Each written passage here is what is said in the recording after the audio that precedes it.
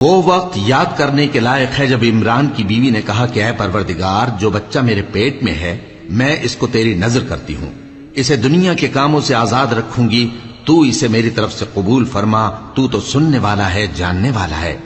پھر جب ان کے ہاں بچہ پیدا ہوا تو کہنے لگی کہ پروردگار، میرے تو لڑکی ہوئی ہے، جبکہ اللہ خوب جانتا تھا جو ان کے ہاں ولادت ہوئی تھی، اور نہ ہوتا لڑکا مانند اس لڑکی کے۔ اور کہنے لگیں میں نے اس کا نام مریم رکھا ہے، اور میں اس کو اور اس کی اولاد کو شیطان مردود سے تیری پناہ میں دیتی ہوں۔ تو اس کے پروردگار نے اس کو پسندیدگی کے ساتھ قبول فرمایا اور اسے اچھی طرح پرورش کیا، اور زکریا کو اس کا کفیل بنایا۔ زکریا جب کبھی عبادت گاہ میں اس کے پاس جاتے تو اس کے پاس کھانا پاتے۔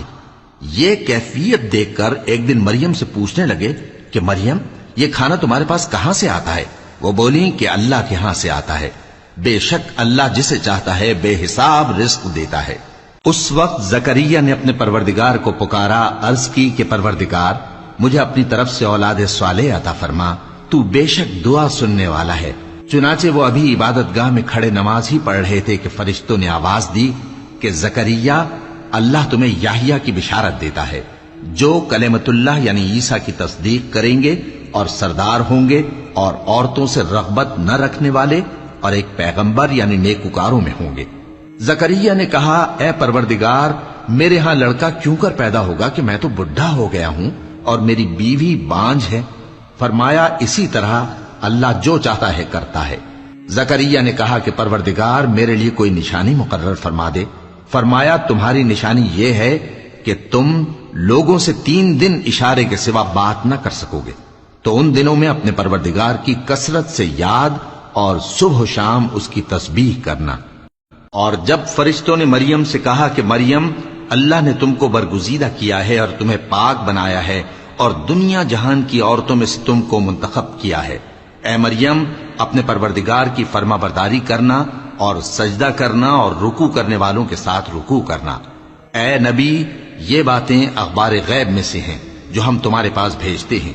اور جب وہ لوگ اپنے قلم بطور قرعہ ڈال رہے تھے کہ مریم کا کفیل کون بنے، تو تم ان کے پاس نہیں تھے، اور نہ اس وقت ہی ان کے پاس تھے جب وہ آپس میں جھگڑ رہے تھے۔ وہ وقت بھی یاد کرنے کے لائق ہے جب فرشتوں نے مریم سے کہا کہ مریم، اللہ تم کو اپنی طرف سے ایک کلمے کی بشارت دیتا ہے جس کا نام مسیح اور مشہور عیسیٰ ابن مریم ہوگا،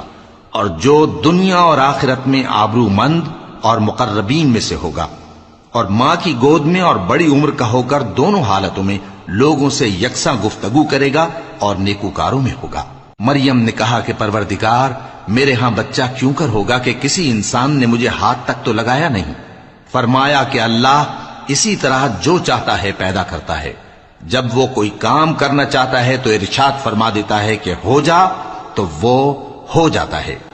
اور وہ اسے کتاب و حکمت اور تورات اور انجیل کا علم عطا کرے گا، اور عیسیٰ بنی اسرائیل کی طرف پیغمبر ہو کر جائیں گے اور کہیں گے کہ میں تمہارے پاس تمہارے پروردگار کی طرف سے نشانی لے کر آیا ہوں، وہ یہ کہ تمہارے سامنے مٹی سے پرندے کی صورت بناتا ہوں، پھر اس میں پھونک مارتا ہوں تو وہ اللہ کے حکم سے سچ مچ پرندہ ہو جاتا ہے، اور پیدائشی اندھے اور ابرص کو تندرست کر دیتا ہوں، اور اللہ کے حکم سے مردوں کو زندہ کر دیتا ہوں، اور جو کچھ تم کھا کر آتے ہو اور جو اپنے گھروں میں جمع کر رکھتے ہو سب تم کو بتا دیتا ہوں۔ اگر تم صاحب ایمان ہو تو ان باتوں میں تمہارے لیے نشانی ہے، اور مجھ سے پہلے جو تورات نازل ہوئی تھی اس کی تصدیق بھی کرتا ہوں، اور میں اس لیے بھی آیا ہوں کہ بعض چیزیں جو تم پر حرام تھیں ان کو تمہارے لیے حلال کر دوں،